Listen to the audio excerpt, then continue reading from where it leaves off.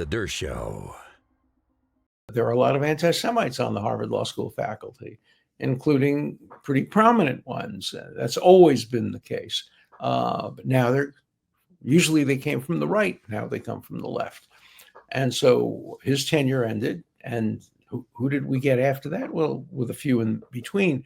But we got Claudine Gay, a woman who wasn't qualified to be an instructor at Harvard based on her so-called research. I've read what she put forward for her tenure, and it certainly didn't deserve tenure, and I don't think it deserved an appointment as an instructor, an assistant professor, but she was named president of Harvard, largely because of her DEA, diversity, equity, and inclusion background. She was the enforcer of DEA. She fired Ron Sullivan, a distinguished, brilliant lawyer, from being the master or the dean of one of the houses, not because he had done anything wrong, but because he defended, oh my God, he defended Harvey Weinstein. So did I.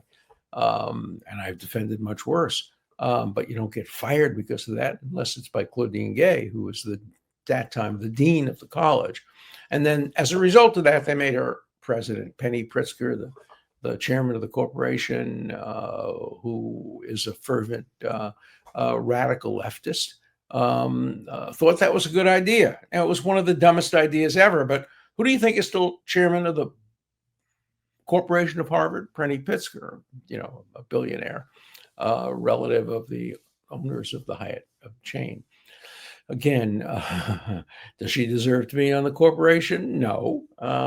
She's there because of her family wealth and her relatives, one of whom is the governor of Illinois, but she doesn't deserve to be the chairman of the Harvard Corporation.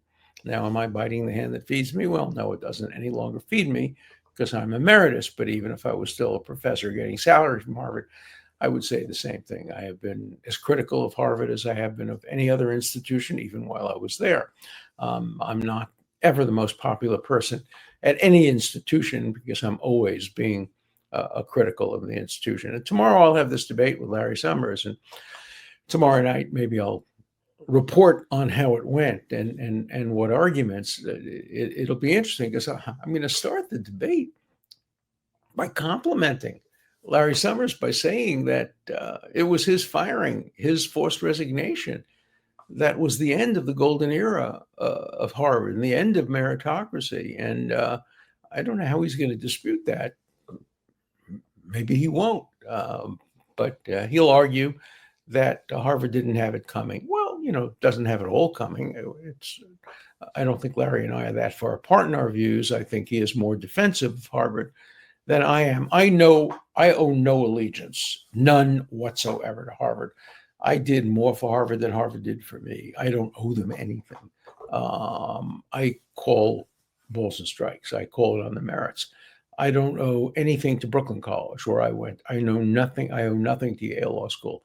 I owe allegiance to my wife, my family, my children. By the way, I want to thank you all. I must have gotten 100 letters, at least 100 letters, wishing my wonderful wife, Carolyn Cohen, a happy birthday. I just mentioned it in passing in the last show that it was her 74th birthday, and we were going out having a wonderful birthday dinner, and I got so many good wishes for her.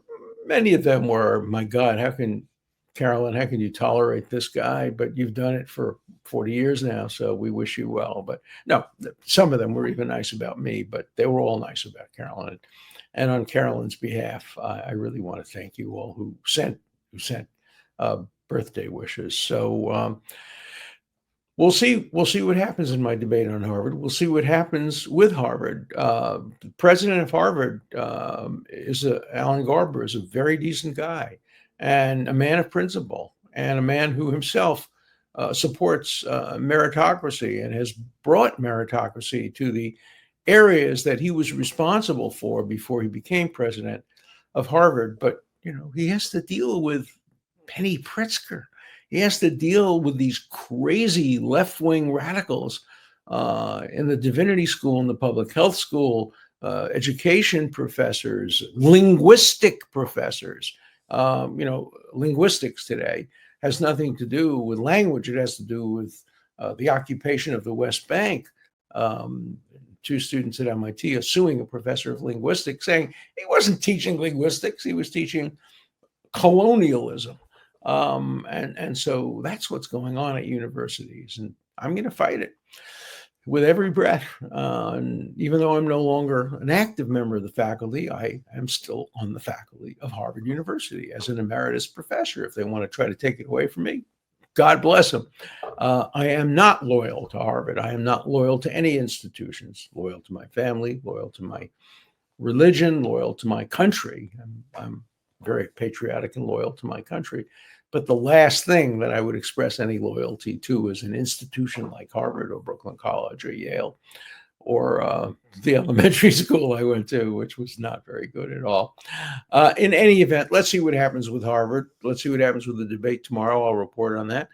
But more importantly, let's see what the government does to Harvard, how Harvard responds. It looked like a week ago that maybe there was a deal in the works, and maybe this is just flexing of muscles before a deal. That's always possible. That's, of course, the Trump way to flex muscles and to be tough, bombing Iran and then asking them to come to the negotiating table, sending a letter like this to Harvard, go fund yourself, and then asking them to go to the negotiating table. So maybe this is a prelude to a settlement. We'll wait and see. My book, Go Fund Yourself, should be out in a couple of weeks. It's completed. And when it is, we'll talk about that. Okay, before we get to the letters, Goldco, my favorite company that sells gold. If you're worried about where the economy is headed, and who isn't worried about that? Did very well today. It's done very well recently. But you know that you can roll over your 401k, your IRA, your existing retirement accounts into physical gold and silver. I own physical gold. I have some of these little bars. I keep and give them as gifts to my children and grandchildren, tax and penalty free. I pay taxes when I give them the gifts. I pay a gift tax. My new sponsor is Goldco, the top-rated precious metal company. They have a dedicated team of specialists who make the process seamless. Gold and silver have been used as a store for values for centuries and as a hedge against market risk and inflation. Help to protect and diversify what you've worked so hard for. Go to, and this is the website, AlanLikesGold.com. Alan Likes Gold. It used to be Alan Loves Gold, but I only love my family. I don't love anything material. I don't love money. I like gold. For more information, Goldco is offering an exclusive 2025 gold and silver kit for free. You could also qualify for up to 10% in free silver with no maximum limit. Go to AlanLikesGold.com or click on the link in the video description. At the very least, you owe it to yourselves to find out how to diversify your savings, tax and penalty free with gold and silver.